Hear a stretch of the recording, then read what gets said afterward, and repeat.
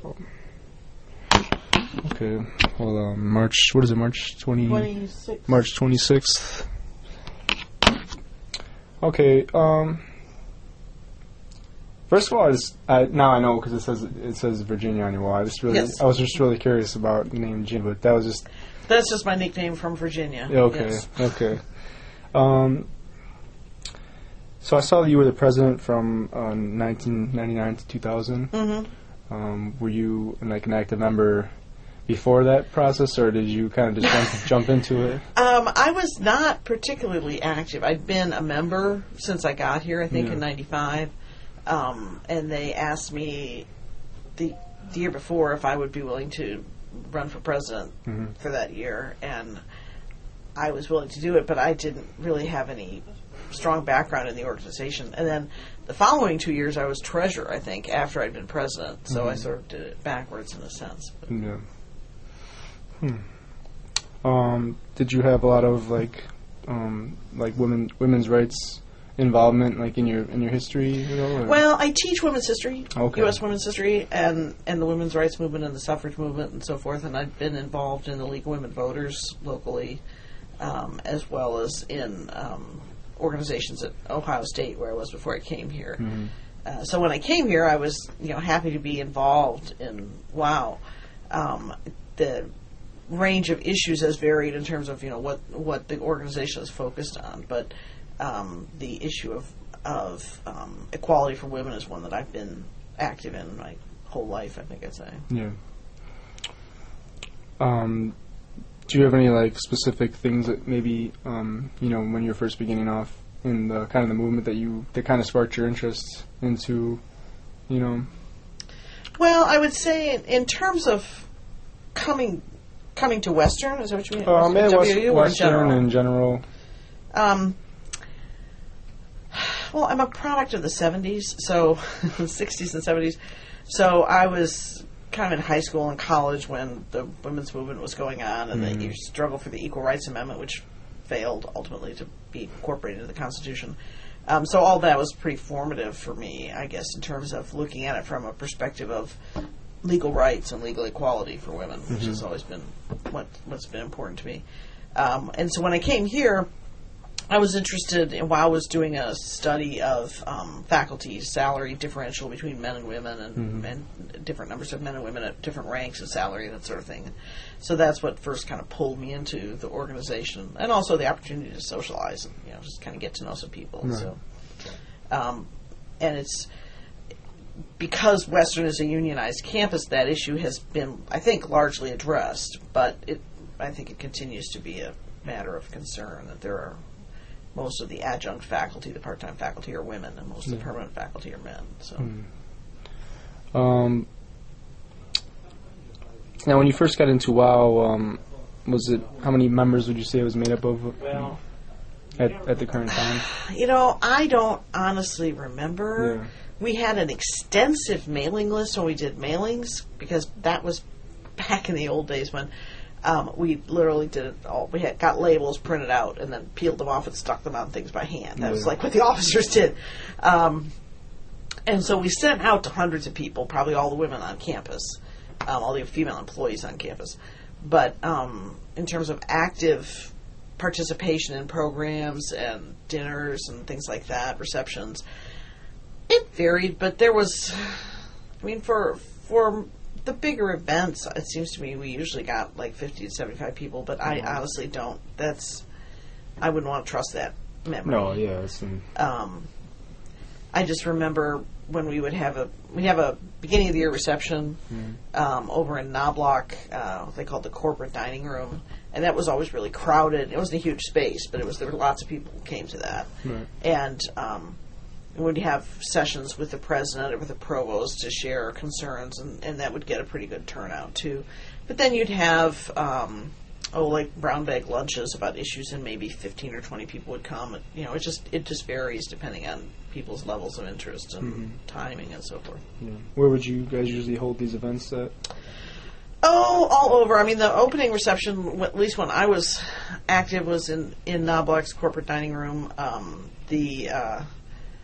Brown bags varied. I remember doing one in Horriban, and there was one downstairs here, I think, in Morgan, in one of the rooms downstairs. And, I mean, it just kind of depended on who was doing a presentation and what was convenient. But there's pretty much all on campus, moved around on campus. Now, what was those, the brown bags, you said? We had a Women as Researchers Brown Bag series where women would come and do a presentation about what research they were working on. Faculty would talk about what the research they were working on, and people would just bring their lunches. Nationwide or just... No, just on campus? Western faculty. Okay. And that was all dealt with women's issues? No, it was just whatever the women faculty were doing research on. So it might be on some scientific issue or a historical thing or philosophy or music or whatever. But just to give the women a chance to present to anyone who was interested to come and hear about it. Okay. Did you ever present anything there? Yeah, I presented a couple of conference papers, I think, at those sessions. And I think WOW still does them. I just can't always get to them. But I know I've been to a few in recent years, so I think they're still serious. They're sometimes done in collaboration with the Women's Center on campus. So I don't always pay a lot of attention to who's sponsoring what.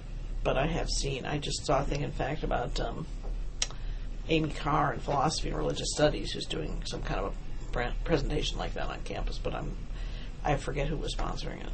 Okay. Could you just talk a little bit about how you came to Western? A little bit. Sure. In a truck? Sorry. Hauling my car. I did my undergraduate degree at University of Michigan in Ann Arbor. And then got my PhD, MA in History and PhD at Ohio State University in Columbus. And so you went from blue to... Yeah, I know. It was very traumatic for my family because I grew up as a U of M brat. I mean, my father's degrees are from Michigan, and my brother got his degrees from Michigan, and I got my first 2 degrees from Michigan. I mean, all my aunts and uncles went to Michigan, so it was very traumatic for my family when I went to Ohio State. And my dad said, "How can you do that?" And I said, "Well, Dad, Michigan offered me 1-year teaching assistantship. Ohio State offered me first and last year fellowships and teaching assistantships every year in between." He said, "Go to Ohio State." It's like, it's a much better deal. So anyway, so I went there, finished my PhD in '95, and Western offered me the tenure track job here in women's history and 20th century U.S. history. And so I came here.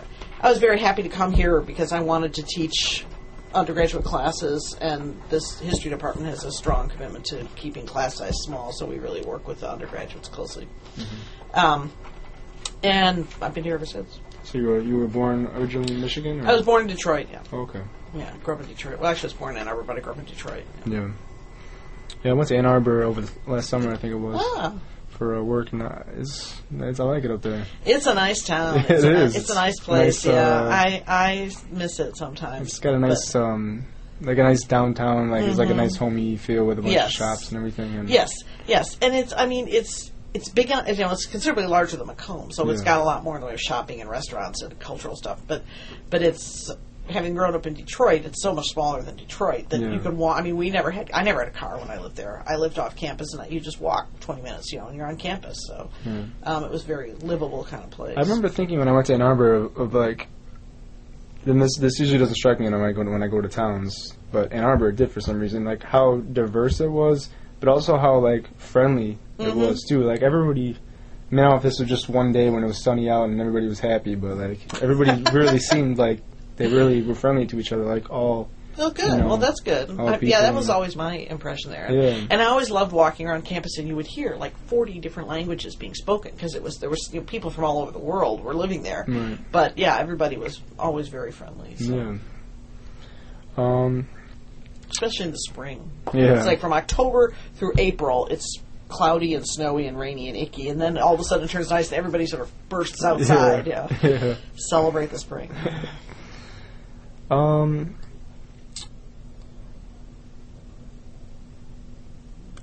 As far as the years that you were active within WOW, do you remember any specific initiatives that really you guys are trying to get behind, and anything that was your shining moment as president? I don't think I had any shining moments, I'm afraid. I was trying to think of that after you contacted me. I thought, God, what did we do?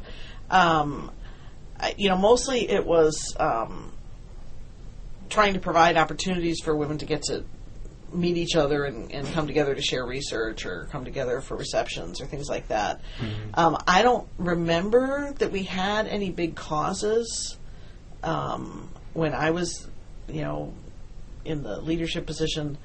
I remember I worked with Miriam Saturn in physical education, kinesiology, but I honestly don't. And I passed all those records on, when I turned over the presidency to whoever was next. It's just, I honestly, and I know that's what you want to get is what was the organization doing? It's like, I don't remember. I just it's been so long. It was like 12 years ago. Yeah. And it was 1 year that I was president. Right. So one academic year. Do you remember anything like maybe when you were in your other positions that kind of was something that was a little bit more? No, I know we always struggled to have enough money to do things, but we'd always have something for Women's History Month.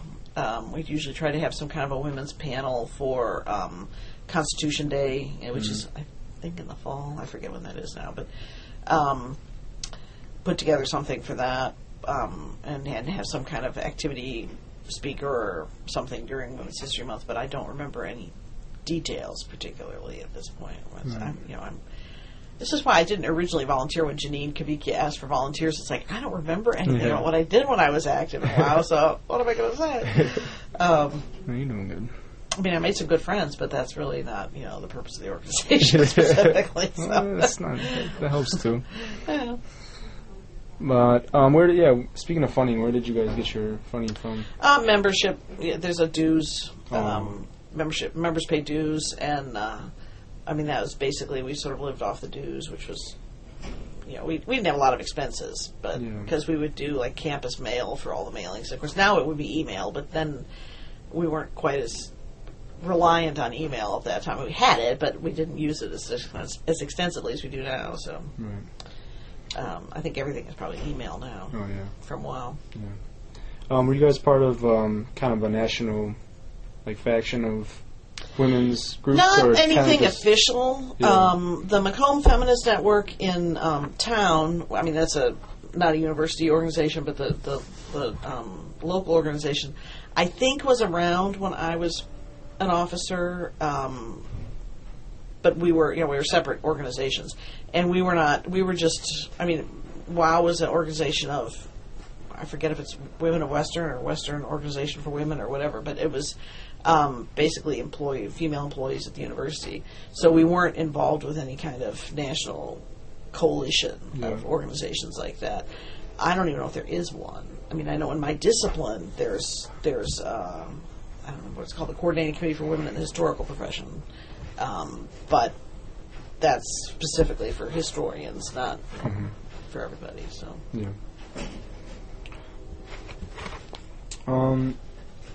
I saw some of the historical achievements in the years.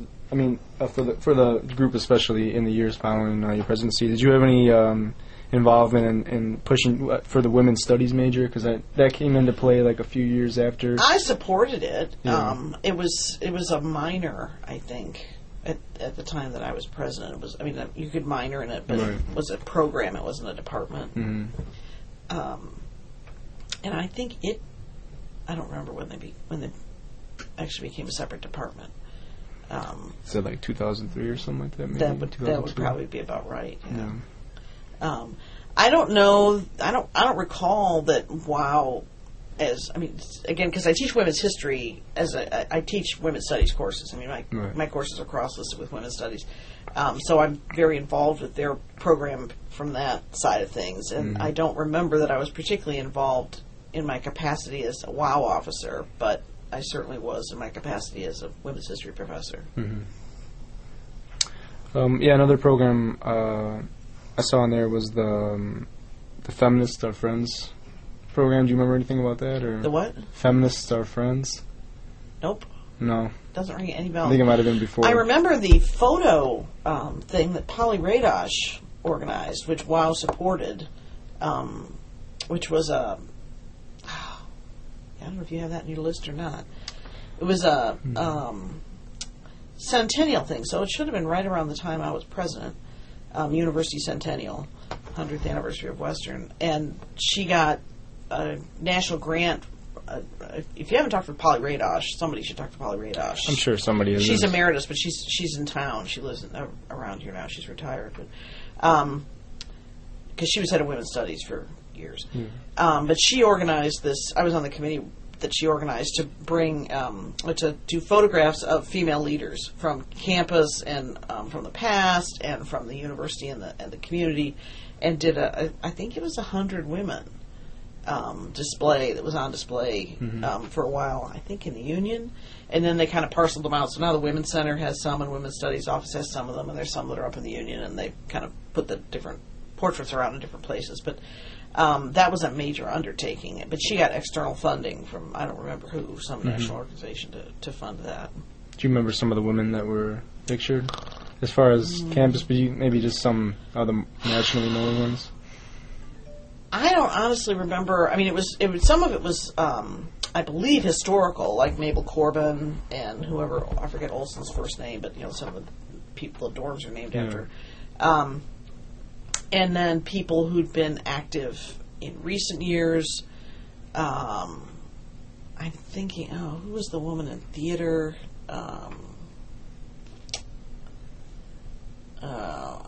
Eric's wife. Well, I can't remember now. But yeah, I mean, there was just a whole bunch of these different women. They just did she had a photographer who did pictures of each of them, and then it had like a informational kind of background about each woman. So they were pretty large pictures, not just. Yeah, I think they were sort of like that size, something like that. Like were they framed in? Yeah. Okay. Yeah. I mean, it was a major undertaking. Yeah, and that was what year do you think that was around? I think it was around 99, 2000, something like that. Patty Howd. I think Patty Howd was Dowd or Howd was the one who did the photographs. But yeah, But again, that was something that WOW supported. It wasn't a WOW project. Right. But there's a lot of overlap between WOW and the Women's Center and the Women's Studies Organization and the department and so forth. So each one kind of does its. Yeah, I mean they all have different specific functions, but they have kind of intersect in terms of members and stuff. Concerns on women. What's that? Is there members that are in multiple groups? Kind of. Oh, I'm sure. Yes. I mean, you're going to have faculty from the Women's Studies Department who are on the board of the Women's Center and are active in WOW and so forth. So, and then there's a student organization. I forget what the Women's Center's student organization is, but they're also involved in some of these things as well. Right. I'm kind of running to the nitty gritty now. As far as going forth, into the future, what do you think are some prominent issues that might be plaguing, women's rights in the future? Or maybe something that hasn't really changed much since the beginning. I mean, there continues to be, I think, some salary issues, not necessarily caused by gender, but related to gender, so I'm not sure how much can be done about it. But that fields that women tend to cluster in tend to be lower paid. And fields that men tend to cluster in, like engineering and accountancy and so forth, tend to be higher paid. But that's because of the field, not because of the gender. Right. So, I mean, the university has very strict rules now, and the contract specifies, what you get paid as a minimum, but some fields they can request considerably above the minimum, and other fields that's not going to happen. As far as I know, things are, people are behaving in terms of promotions and so forth. I'm not aware of any way in which women have been targeted in terms of denying them promotions. And again, that's one of the great things about the union at Western, that it makes sure that everybody gets treated fairly, as long as they have the right qualifications. So, I just think there continues to be sometimes resentment of women in leadership positions, and so that, but that's sort of a psychological issue. I don't really know that an organization, it's not something you can legislate. Attitudes.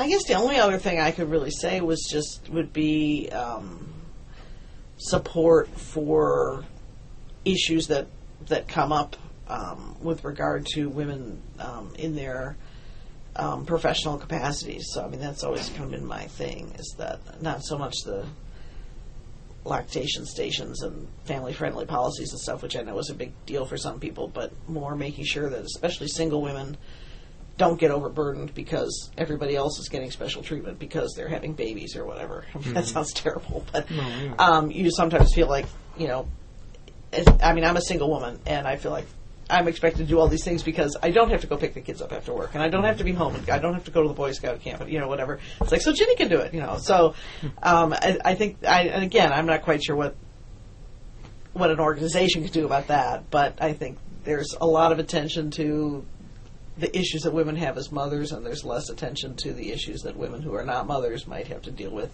because of other people's parental responsibilities. So.